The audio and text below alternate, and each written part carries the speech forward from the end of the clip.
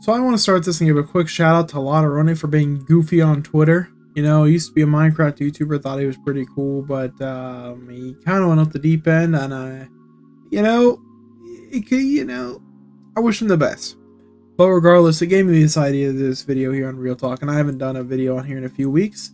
Why modern politics sucks. Truth be told, it's pretty simple if you think about it. I mean, it's divisive. That's the big thing, is very divisive on both sides. You have Democrats, Republicans, liberals, conservatives, progressives, whatever label you want to add to it. The labels themselves can be a problem, I guess. And just the extremes on both sides, parties, controlling media. It's all done in a way to keep people divided, to keep people, I would say, fighting against each other instead of the politicians who work to send all of our money overseas to Israel and Ukraine or whatever the newest war is, and leave the border wide open for criminals and such to come over. And I'm saying specifically criminals, although we need the border under control in general, but that's the big part of it. And honestly, just in general, media and these creators and such are paid, and I mean paid. Hassan, Destiny, all these people, they do not believe what they say, but they are paid to say it. It makes them money.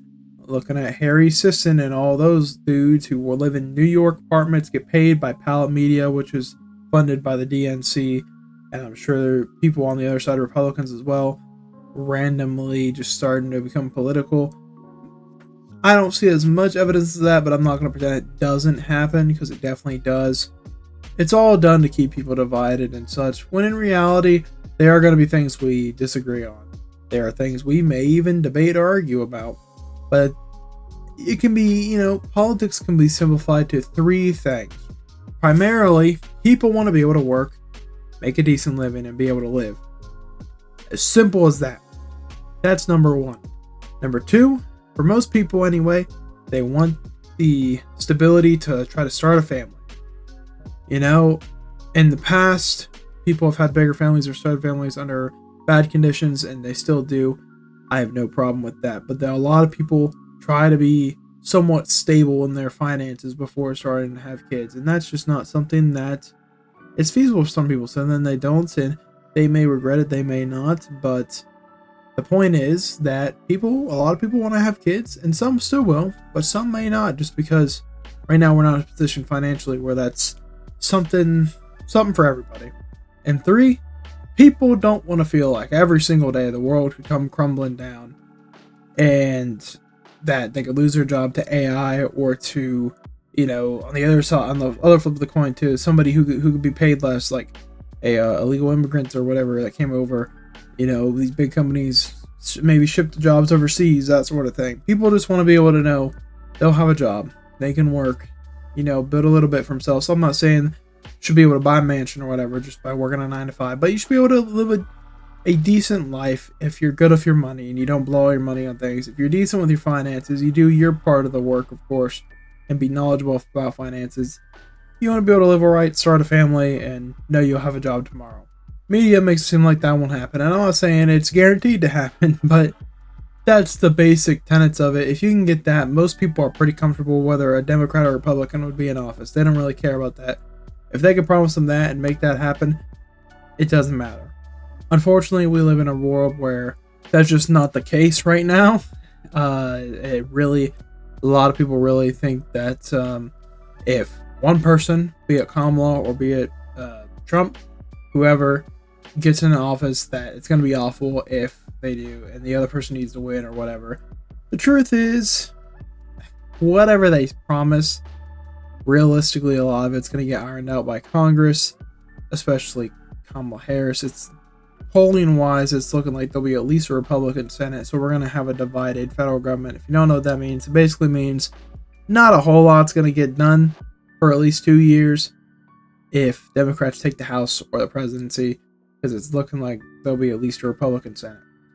A lot of your promises are going to be ironed out. You might get a few compromise bills, but generally that's going to be the way it goes. The other part of it, I like to call it the Uniparty. You'll hear that name a lot. I just mean it in the sense that both Republican politicians and Democrat politicians, especially at the national level, equally are there to screw you over, fill their own pockets, fill their investors' pockets, people who donate to them and fund their campaigns every 2, 4, 6 years, whatever. They're equally there to screw you over and fill their own, line their own pockets. Very few of these national representatives or senators or whatever truly care about the American people. They may pretend to around election time, but that's about it. And they might get something, 1 or 2 decent things out of it, but that's going to be about it. All these things they promise you, by the way, are all misleading. The Inflation Reduction Act, just as a recent one, it didn't reduce inflation whatsoever. It was really a green energy bill, which you might support that, but it being labeled Inflation Reduction Act was just misleading to the people. On the other side as well, border bills, funding bills. I'm a big advocate for single issue bills. Every bill should be a very simple 1 issue, at most few page bill, not 200 pages with all sorts of funding going here, there, and everywhere except the U.S. I'm not a big fan of that, and I think that's pretty common sense, pretty common sense take. But at the end of the day, this might have just made you hate politics just a little bit more. But if you do want to talk about politics, the way I see it, and it's a conversation I've had lately, and I think they've been very formal or informational conversations. Just keep it simple, maybe even fun or interesting.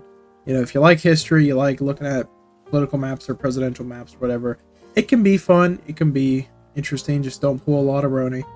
Don't make it your whole life, basically. Don't tweet 500 times a day or 500 times a month or week or whatever about it. Don't be divisive about it. Don't get me wrong, we all have our moments. I've gotten looped into it a lot, especially over the last couple of years, just how divisive everything is. Sometimes, I regret it. Sometimes I'm like, yeah, I agree with the things I said, but could have been worded better. That type of thing. So keep it simple. At the end of the day, what matters most is going to be your city, county, maybe even your state politics, because that all trickles up to the national politics, which is just hard to really talk about without being divisive. So that's just my whole take on politics in America right now. You could probably apply it to other countries, especially like Canada or places with 2-party systems, which is a discussion in itself, but I don't want to make this just a political channel. We'll cover something else in the next one. Thank you for listening if you have, and I'll catch you in the next one. Subscribe.